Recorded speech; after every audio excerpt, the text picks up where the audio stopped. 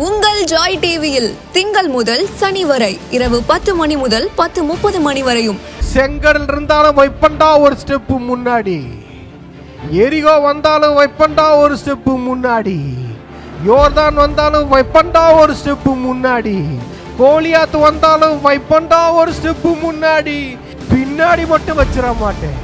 Revival night என்ற நிகழ்ச்சியின் மூலமாக தீர்க்க தரிசன செய்திகளை சகோதரர் பீட்டர் எல்விஸ் பிரசங்கிப்பார் மற்றும் சகோதரி அனிதா பீட்டர் அவர்கள் துதி ஆராதனை ஏறெடுப்பார்கள்.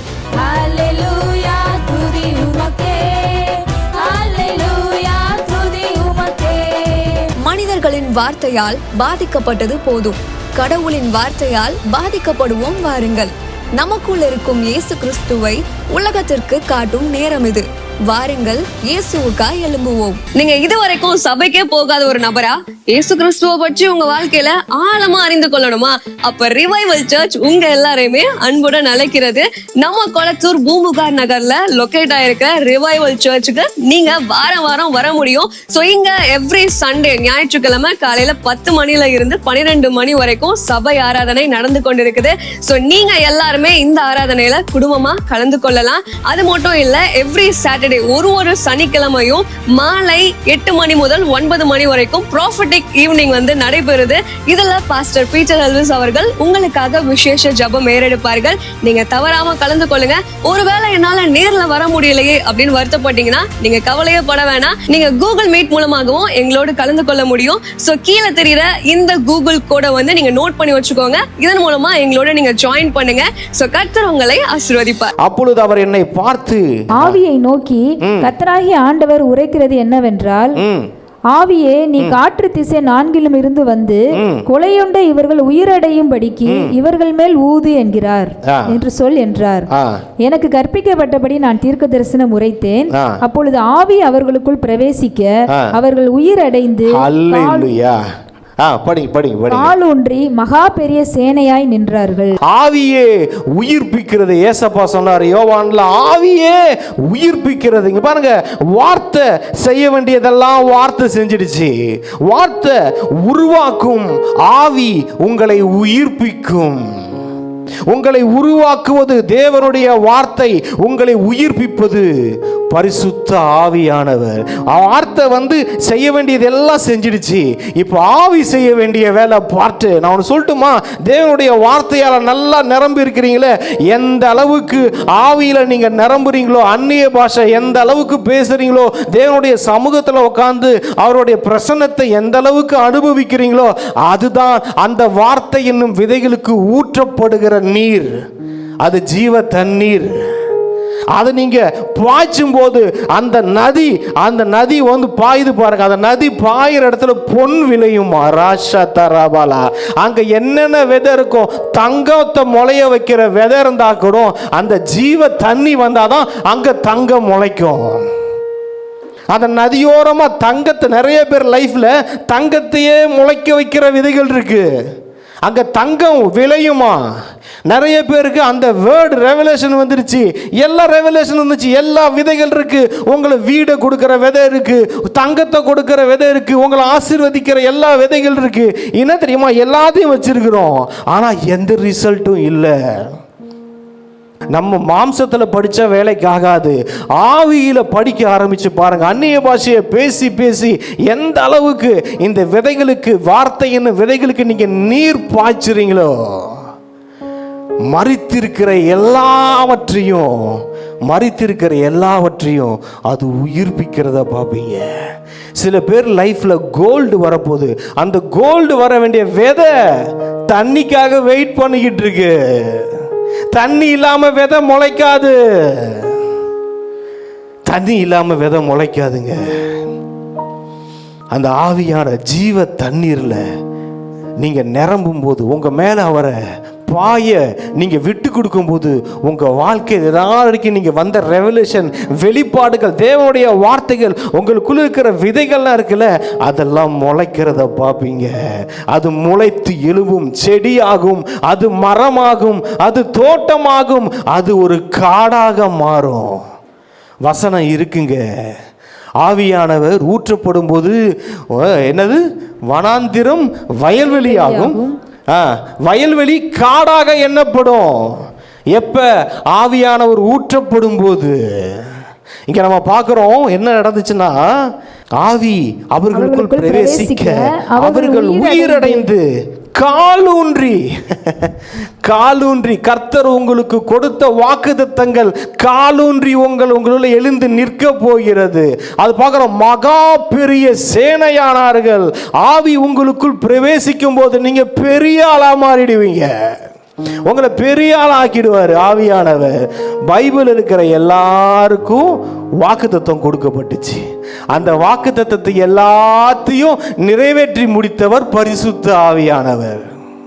சிம்சோன் அவன் இஸ்ரவேலை ரட்சிப்பான் என்பது வாக்குத்தத்தம். அவனை ரட்சிக்க வைத்தது பரிசுத்த ஆவியானவரின் பலன். எப்தாவின் மேல் பரிசுத்த ஆவியானவர் இறங்கினார். பார்க்கிறோம். ஆவியானவர் இறங்கும் போது இந்த வேதத்தில் எல்லா அற்புதங்களும் அடையாளங்களும் நடக்கிறத நம்ம பார்க்கிறோம். ஆண்டவர் குறித்த வாக்குத்தத்தம் இருக்கு. கர்த்தராகிய ஆவியானவர் என்மேல் இருக்கிறார். அவர் தரித்திரருக்கு சுவிசேஷத்தை பிரசங்கிக்கவும் கட்டுண்டவர்களை காயம் கட்டுதல், காயப்பட்டவர்கள் விடுதலையாக்குதல். ஜீசஸோட மினிஸ்ட்ரியே ஹோலி ஸ்பிரிட் மினிஸ்ட்ரிங்க. அந்த வார்த்தை 30 வருஷம் இருந்தாருங்க. 30 years வேர்ட் ஆஃப் காட். அந்த 31st year first day holy spirit வந்தாரு. இவர் ஞானஸ்நானம் பெற்றாரு. ஆவியானவர் மேலே இறங்கி அன்று முதல் அவர் தங்கி இருந்தார். அந்த நாள்ல இருந்து அவர் ஊழியம் வேற மாதிரி மாறினதை நம்ம பார்க்குறோம். ஆண்டவராக இயேசு கிறிஸ்துக்கு ஒரு நேரம் இருந்துச்சு. அந்த 30 years அவர் வெயிட் பண்ணிட்டு இருந்தாரு. அவர் ஞானஸ்நானம் பெற்று வரும்போது அந்த வார்த்தையோடு ஆவி கலந்தது. கலக்கும் போது வெடிச்சு சிதற மாதிரி அற்புத அடையாளங்கள் நடந்தது. ஹல்லேலூயா, ஹல்லேலூயா. இந்த வார்த்தையையும் ஆவியை ரெண்டா நீங்க பிரிக்க முடியாது. ஆவியானவர் வார்த்தை இல்லாமல் கிரியை செய்ய மாட்டாரு. இந்த வார்த்தையும் ஆவி இல்லாமல் கிரியை செய்ய முடியாது. அந்த வார்த்தையான தெய்வத்தோடு பரிசுத்த ஆவியானவர் சேர்ந்த உடனே பாருங்க, அவர் சொல்வாரு, ஆவியானவர் அவரை ஏவினார் வனாந்தரத்துக்கு போக. சிம்சோனை பார்க்கிறோம். சிம்சோனை ஆவியானவர் ஏவினார். ஆண்டவர் சொல்வார் ஒரு இடத்துல, நான் கர்த்தருடைய ஆவியினாலே பிசாசுகளை துரத்துகிறபடியா. அவர் பிசாசுகளை யாரை கொண்டு துரத்தினாரா? பரிசுத்த ஆவியானவரால. நீங்க எங்கேயாவது பேசணும்னு போனீங்கன்னா அவர் சொல்வார், எல்லா நேரமும் நான் சுயமா பேசலப்பா, நான் சுயமா பேசல. அவர் தெரியும். அவருக்கு நிறைய சத்தியங்கள் தெரியும். ஜீசஸ் கிரைஸ்டுக்கு தெரியாத சத்தியங்கள் இல்லை. ஒரு இடத்துல சொல்வாரு, எனக்கு நிறைய விஷயம் தெரியும், ஆனா நான் உங்கள்கிட்ட நான் சொல்ல மாட்டேன். ஏன் சொல்ல மாட்டீங்க? ஜீசஸ் கிரைஸ்ட் அப்படின்னு கேட்டா நீங்க தாங்க மாட்டீங்க. இதையே உங்களால் தாங்க முடியல, அதெல்லாம் நான் பரலோகத்தில் இருக்கிற மற்ற காரியங்கள் உங்களுக்கு சொன்னால் அதெல்லாம் நீங்கள் தாங்க மாட்டீங்க. சத்திய ஆவியானவர் உங்களுக்கு வரும்போது சகல சத்தியத்திற்குள்ளும் உங்களை நடத்துவார். ஹல்லேலூயா ராஷாந்தரா. அதை தாங்குற சக்தி அந்த ஆவியானவர் நமக்கு கொடுப்பார். இன்னைக்கு கொடுத்து இருக்கிறார். ஹல்லேலூயா. நான் சொன்னா தாங்க மாட்டீங்க. ஆவியானவர் வருவார், அவர் சொல்லுவார், அவர் உங்களை சகல சத்தியத்துக்குள்ள நடத்துவார். ஓரா சாந்தாரா மானாரா சாத்திரி ஆத்தாரா ரியாத்தாரா பாரா. ஆவியானவர் அந்த முழுவதும் நீங்க பாருங்க, சில பேர்லாம் பார்த்தீங்கன்னா வார்த்தையே இருக்காது. அவன் உடனே தீர்க்க தரிசனம், வார்த்தை வசனம் என்னன்னே தெரியாது பாருங்க. அப்படி போயிடக்கூடாது. வார்த்தை தான் அஸ்திபாரம், வார்த்தை தான் அஸ்திபாரம். அந்த வார்த்தையின் மேலே கட்டப்படுறதுக்கு உதவுதான் பரிசுத்த ஆவியானவர். அவர் சொன்னாரு, நீங்க எங்கேயாவது போனீங்கன்னா என்ன பேசணுன்றதை யோசிக்காதீங்க. அந்த நாளிகையிலே உங்களுக்கு சொல்லப்படும், அந்த நாளிகையில உங்களுக்கு தெரிவிக்கப்படும். என்ன பேசுவோம், என்ன செய்வோம், நீங்க பயப்படாதீங்க. உங்களுக்குள்ள இருக்கிற பரிசுத்த ஆவியானவர் அந்த நேரத்தில் பேசுவார் அப்படின்னாரு. கிறிஸ்துவை மரித்தோரிலிருந்து உயிரோடு எழுப்பின ஆவியானவர் அவர். ஹல்லேலூயா. மரிச்சிட்டாரு. இயேசு கிறிஸ்து. இந்த ஆவியானவருக்கு என்ன தெரியுமா ஒரு விஷயம், இந்த வார்த்தையாகிய கிறிஸ்து உருவாக்குறவர், இந்த ஆவியானவர் உயிர் கொடுக்கிறவர். அந்த ஆண்டவராகிய இயேசு கிறிஸ்து மரிச்ச உடனே அவர் கிறிஸ்துவை மரித்தோரிலிருந்து உயிரோட எழுப்பிட்டாரு. ஹல்லேலூயா. சாவுக்கு ஏதுவான நம் சரீரங்களையும் அவர் உயிரோடு எழுப்ப வல்லவராக இருக்கிறார். இப்ப இந்த நேரத்தில் உங்க சரீரத்தில் ஏதாவது சுகவீனங்கள், வியாதிகள் எது இருந்தாலும் அதை எல்லாத்தையும் தீர்த்து கட்டிட்டு அதோடைய சோழியை முடிச்சிட்டு உங்களை அந்த இடத்துல உயிரோட வாழ வைப்பாரு, உயிரோட எழுந்து நிற்க வைப்பாரு, எல்லா தரித்திரத்தை சாகடிப்பாரு, செழிப்பை வாழ வைப்பாரு. செழிப்பே என் வாழ்க்கையில செழிப்பை பார்க்க முடியலங்க, பணத்தை பார்க்க முடியலங்க, ஆசீர்வாதத்தை பார்க்க முடியல, அதுக்கெல்லாம் உயிர் கொடுப்பாரு, உயிர் கொடுப்பாரு. உயிர் கொடுத்து அதை வாழ வைப்பாரு, உங்களை வாழ வைப்பாரு. ராஷாந்தாரா மன ராஷாத்தாரா, வாழ வைக்கிற தெய்வங்க, நம்மளை வாழ வைக்கிற கடவுளுங்க. பிரியமானவனே, உன் ஆத்துமா வாழ்வது போல நீ எல்லாவற்றிலும் வாழுது. இப்போ என் உயிர் வாழ்ந்துகிட்டு இருக்கலங்க, அந்த மாதிரி நம்ம உயிர் வாழுதுலங்க, அந்த மாதிரி உங்க வாழ்க்கையில் இருக்கிற எல்லா ஆசீர்வாதமும் வாழுங்க, வாழும் வாழும். ஏன்னா ஆவியானவர் உயிர்ப்பிக்கிற ஆவியானவர். அவர் பேரே என்ன தெரியுமா? ஏசப்பாவே சொல்லிட்டாரு, உயிர்ப்பிக்கிற ஆவியானவர். ராஷாந்தராத்தர், ஆவியே உயிர்ப்பிக்கிறது, மாம்சம் ஒன்றுத்திற்கும் உதவாது. ஹோரா சாந்தாராபாரா. இதில் பார்க்குறோம். அடுத்தது 14வது வசனம், என் ஆவியை உங்களுக்குள் வைப்பேன், நீங்கள் உயிரடைவீர்கள், உங்களை உங்கள் தேசத்தில் வைப்பேன், அப்பொழுது நான் கர்த்தர் என்று அறிந்து கொள்வீர்கள்.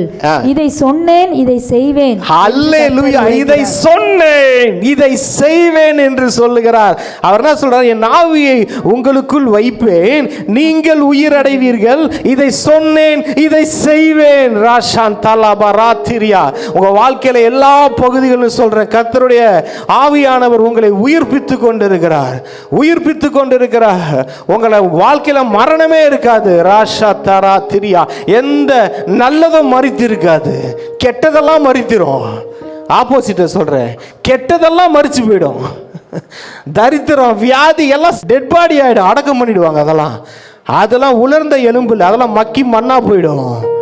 நீங்க வாழ்ந்து கொண்டிருப்பீர்கள் எல்லா ஆசீர்வாதங்களோடு, நீங்கள் வாழ்ந்து கொண்டிருப்பீர்கள். எல்லா உனக்கு எதிராக போராடினர்களை தேடியும் காணாதிருப்பா. உங்க வாழ்க்கையில் இருக்கிற எல்லா பிரச்சனைங்க தேடி பார்த்தா கூட உங்க முன்னாடி வந்து நிற்க முடியாது.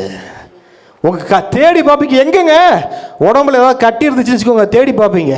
எனக்கு இருந்ததுங்க இங்கே ஒரு கட்டி, இங்கே இருந்துச்சு கொழுப்பு கட்டி, நான் கண்டுக்கவே இல்லை, நான் தேவனை ஆராதிச்சுக்கிட்டு இருந்தேன், அது திடீர்னு பார்க்குறேன் காணோம், மறைஞ்சு போச்சு. தேடி பார்த்தாலும் இருக்காது, காணா போயிடும். உனக்கு எதிராக போராடுறதுல பிரச்சனை, ஒரு தரித்திரம், ஒரு வியாதியில், ஒரு பாவம், ஏதோ ஒன்று உங்களோட அப்படின்னு பண்ணிக்கிட்டு இருக்குல்ல, அதெல்லாம் பார்ப்பீங்க. எங்கேயா எங்க காணோம் அப்படின்னா அமைதல் ஆயிடுச்சு.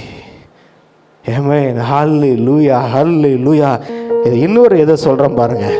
ஆதியாகமத்துக்கு போங்க, 26வது வசனம். பின்பு தேவன் நமது சாயலாகவும் நமது ரூபத்தின் படியையும் மனுஷனை உண்டாக்குவோமாக அப்படின்னு சொல்றாருல்ல.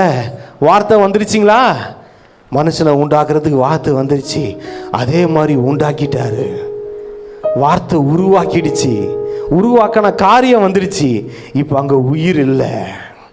இப்போ அவர் என்ன பண்றாரு பாருங்க. ஆதியாகமம் 2:7. தேவனாகிய கர்த்தர் மனுஷனை பூமியின் மண்ணினாலே உருவாக்கி ஜீவ சுவாசத்தை அவன் நாசியிலே ஊதினார். அல்லேலூயா. மனுஷன் ஜீவாத்துமாவானான். அல்லேலூயா. அவர் சுவாசம், அதுதான் ஆவியானவர். அந்த ஆவியானவரை அவருக்குள்ள ஊதுகிறார். ஊதும் போது பாத்தீங்கன்னா அவன் என்ன ஆனானா? ஜீவாத்துமாவானான். அல்லேலூயா. இன்னொன்னு சொல்றேன் கேட்டுக்கோங்க. மனுஷன் மனுஷ ஆத்துமால இல்ல. ஆதாம் கிட்ட இருந்தது மனுஷ ஆத்துமா இல்ல. இயேசு தனக்குள்ள பிறக்க வைக்காதவங்க அவங்க தான் மனுஷ ஆத்துமா. இன்றைக்கு நம்ம யாரு தெரியுமா? ஜீவ ஆத்துமா. ஹல்லேலூயா. நமக்குள்ளே ஜீவன், கிறிஸ்துவின் ஜீவன், பரிசுத்த ஆவியானவரின் ஜீவன் இருக்கிறது. அது ஊதப்பட்டு இருக்கிறது. பரிசுத்த ஆவியான தெய்வமே நமக்குள்ள வாழ்ந்து கொண்டிருக்கிறார். நம்ம யாருன்னா நம்ம ஜீவாத்துமா. ராஷாந்தரபாலாத்திரியா. நம்ம ஜீவாத்மாவானான். வார்த்தை உருவாக்கிடுச்சிங்க, வார்த்தை உருவாக்கிடுச்சு, ஆவி உயிர் கொடுத்துருச்சு. நான் இன்னொன்று சொல்கிறேன், வார்த்தை சொல்லிச்சுல, எல்லா மரங்கள் செடிகள் கொடிகள் விலங்குகள் எல்லாத்தையும் வார்த்தை உருவாக்குது, ஆவி அவைகளுக்கு உயிர் கொடுக்குது. ராசனாரா தியாத்தரா, உருவாக்குறது வார்த்தையின் வேலை, உயிர் கொடுப்பது ஆவியின் வேலை. இன்னைக்கு நிறைய பேரோட வாழ்க்கையில் உருவாகிடுச்சு, நிறைய காரியங்கள் உருவாகிடுச்சு. பில்டிங் கட்டப்பட்டு ரிப்பன் கட் பண்ண முடியாத மாதிரி இருக்குது. வார்த்தை உருவாக்கி உருவாக்கி உருவாக்கி எல்லாத்தையும் ரெடியாக வச்சிருச்சு. ஆனால் அசைவில்லாமல் இருக்குது அந்த எலும்புகள் மாதிரி. தசை நரம்புலாம் வந்துருச்சுங்க, நல்லா தான் இருக்குது. ஏன் வாழ்க்கை ரொம்ப வருஷம் ஒரே மாதிரியா இருக்குது, எதுவும் மாற மாட்டேங்குது, ஒரு அசைவு கூட இல்லையே? ஏன்னா ஆவி வரல, ஆவி வரல, ஆவிக்கு இடம் கொடுக்கறதில்ல. பரிசுத்த ஆவியானால் நிரம்புங்க. எவ்வளவு நேரம் அந்நிய பாஷை பேச முடியுமோ, வேலை செய்யும் போது கூட டங்ஸ் பேசிகிட்டே போங்க. என்ன சொல்கிறேன்னா, ஆண்டுடைய வார்த்தை நம்மை உருவாக்கும், ஆவி நம்மை உயிர்ப்பிக்கும். நம்ம மேரி அம்மாவுக்கு ஒரு வாக்குத்தத்தம் கொடுக்கப்பட்டுச்சுல, லூக்கா 1:35 படிங்க. தேவதூதன் அவளுக்கு பிரதியுத்தரமாக, பரிசுத்த ஆவி உன்மேல் வரும், உன்னதமானவருடைய பலம் உன்மேல் நிழலிடும், ஆதலால் உன்னிடத்தில் பிறக்கும் பரிசுத்தம் உள்ளது, தேவனுடைய குமாரன் என்னப்படும். ஹல்லேலூயா. இது வாக்குத்தத்தம். நான் ஆண்டவராகிய இயேசு கிறிஸ்துவை பற்றி பழைய ஏற்பாட்டுக்கெல்லாம் நான் போல, அங்கே ஏகப்பட்ட வாக்குத்தத்தம் இருக்கும், அதெல்லாம் கூட வேணாம். இந்த அம்மாவுக்கு ஒரு வாக்குத்தத்தம் வருதுங்க, திரும்பவும் படிங்க. தேவதூதன் அவளுக்கு பிரதியுத்தரமாக, பரிசுத்த ஆவி உன்மேல் வரும், உன்னதமானவருடைய பரிசுத்த ஆவி உன்மேல் வரும். பாருங்க, ஆண்டவராகிய இயேசு கிறிஸ்து வரப்போறாருன்றது ஒரு வாக்குத்தத்தம். பல தீர்க்கதரிசிகள் சொன்ன வாக்குத்தத்தம். அந்த வாக்குத்தத்தம் இருக்குது, பல வருஷமா இருக்குது. அந்த வாக்குத்தத்தத்துல ஆவியானவர் வரும்போது கிறிஸ்து என்ற உயிர் வந்தது. அல்லேலூயா. படிங்க படிங்க. பரிசுத்த ஆவி உன்மேல் வரும், உன்னதமானவருடைய பலம் உன்மேல் நிழலிடும், ஆதலால் உன்னிடத்தில் பிறக்கும் பரிசுத்தம் உள்ளது. உன்னிடத்தில் பிறக்கிறது. அல்லேலூயா. வார்த்தையோடு ஆவி கலக்கும் போது அங்கே ஒன்று பிறக்கும், அங்கே ஒரு உயிர் வரும். அல்லேலூயா. வாக்குத்தத்தங்கள் எல்லாம் கொடுக்கப்படுகிறது. ஆவியானவர் அங்கே வரும்போது அது ஆக்டிவேட் ஆகிறது, அது செயல்படுத்தப்படுகிறது. எத்தனையோ வாக்குத்தத்தங்கள் கொடுக்கப்பட்டிருக்கும், பழைய ஏற்பாட்டு காலத்தில் நீங்கள் பார்த்துருப்பீங்க.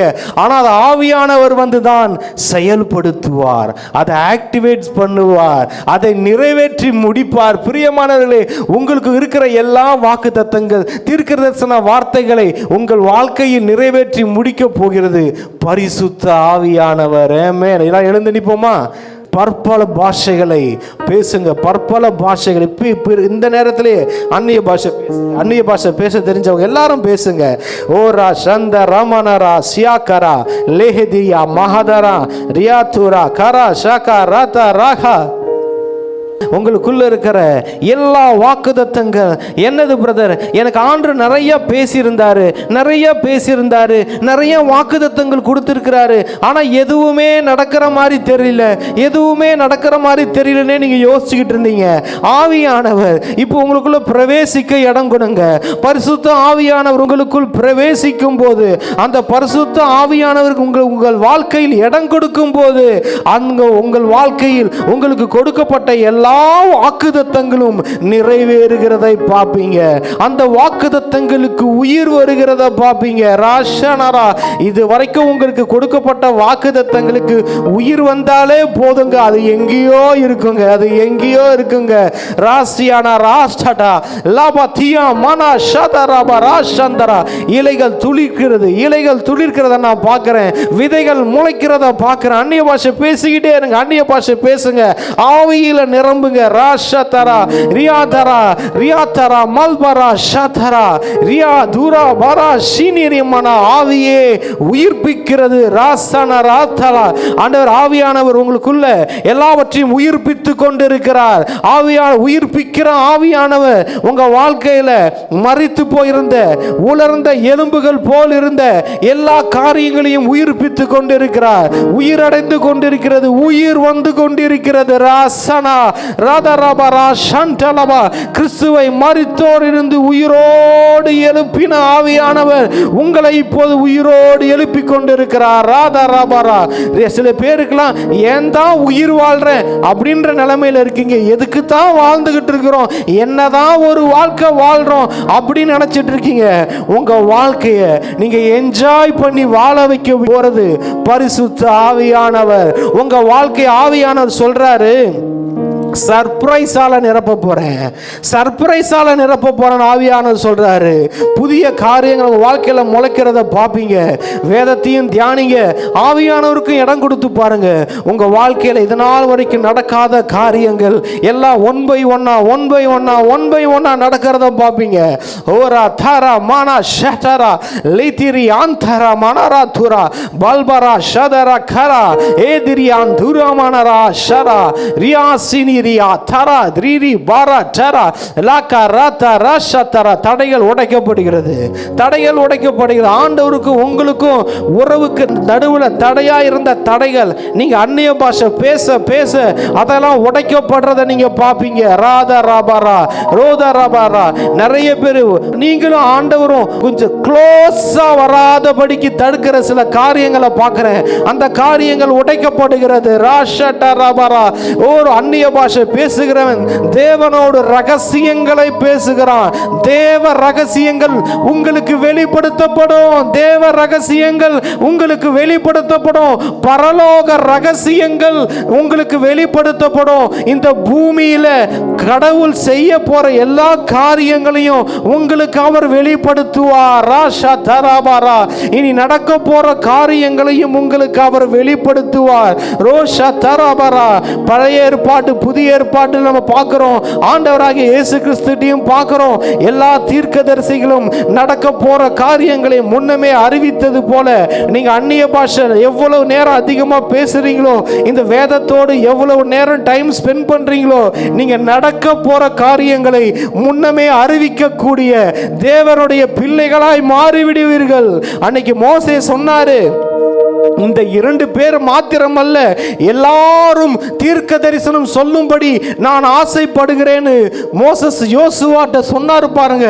அதுதான் கடவுளின் விருப்பம். தீர்க்க தரிசனம் சொல்றதோ, ஆவியில நம்ம நிறைய வரங்களோட செயல்படுறதோ, யாரோ ஒரு ஊழியக்காரருக்கு யாரோ ஒருத்தவங்களுக்கு அது நமக்கு இல்லை நினைக்காதீங்க. கர்த்தர் பட்சபாதம் உள்ளவர் அல்ல. அவரோடு நெருங்க நெருங்க நீங்களும் அந்த செடியின் மேல் இருக்கிற கொடியாக கர்த்தர் செய்ததை காட்டில் என்னை விசுவாசிக்கிறவன் என்னிலும் பெரிதான காரியங்களை செய்வான் சொன்ன மாதிரி கர்த்தராக இயேசு கிறிஸ்து இந்த பூமியில இருக்கும் போது செய்ததை காட்டிலும் பெரிதான காரியங்களை செய்கிறவர்களாக நீங்க மாறுவீங்க. ராஷா தாரா. உங்களை குறித்து நீங்களே தாழ்வு மனப்பான்மையில இருக்காதீங்க. நான் இன்னும் பெரிய ஆளா, எனக்கு பேச தெரியாது, இல்லைன்னா எனக்கு நான் அப்படி நான் இப்படி நான் பாவம் செஞ்சிட்டேனே, நான் ஆண்டவருக்கு பிரியமா, அதெல்லாம் யோசிக்காதீங்க. பிரியமானவர்களே, உங்க தகுதியை வச்சு ஆண்டவர் உங்களை அழைக்கிறது கிடையாது. அவருடைய தகுதியை உங்களுக்கு கொடுத்திருக்கிறாரு. கிறிஸ்துவின் தகுதி, கடவுளின் தகுதி, உங்க தகுதி.